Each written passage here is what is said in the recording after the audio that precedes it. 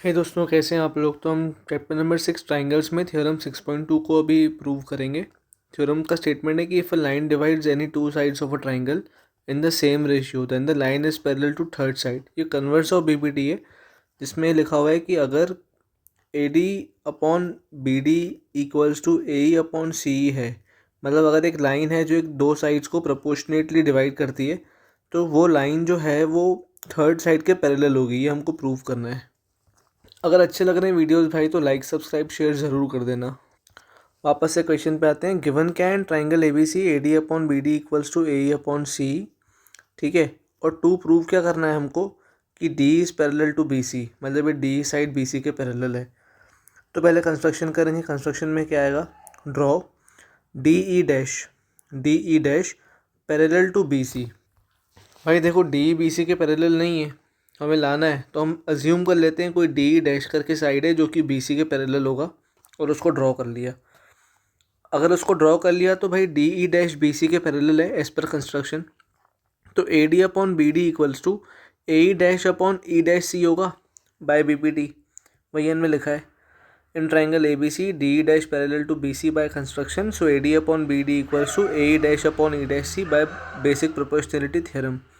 पर हमको गिवन क्या है, A D upon B D equals to A E upon C. ये A D upon B D A E upon C के equal हमको given है। इसका मतलब क्या हुआ, A E dash upon E dash C equals to A E upon E C, ठीक है। तो हमने वही लिखा है, but this is given, so A E upon E C equals to A E dash upon E dash C. Adding one both the sides, जब one को add करूँगा तो ये एलसीएम लेके मुझे मिलेगा ए ई प्लस सी अपॉन में E C, A E dash upon E dash C upon में ई डैश सी, ठीक है। यहाँ चला जाएगा। अब आप अगर ध्यान से डायग्राम देखो तो ए ई प्लस ए सी से मेरे को ए सी मिलेगा, और A E dash plus E dash C से मेरे को ए सी मिलेगा। तो मैंने वही लिखा है, इसकी जगह पर भी ए सी लिख दिया, इसकी जगह पर भी ए सी लिख दिया। नीचे मेरा यहाँ पे ए सी इक्वल्स टू में यहाँ पे ई डैश सी। अब ए सी और ए सी इक्वल है तो ये कट जाएगा, यहाँ बचेगा 1 1 इक्वल्स टू के इस तरफ ई डैश सी यहाँ आ जाएगा और ए सी वहाँ चला जाएगा। तो E dash C equals to E C आ गया।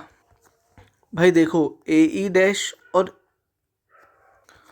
ई डैश सी और ई सी तभी इक्वल हो सकता है जब ई और ई डैश एक ही पॉइंट हो।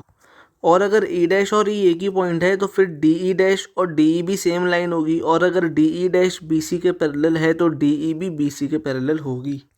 वही हमने लिखा है, this is possible only when E dash coincides with E.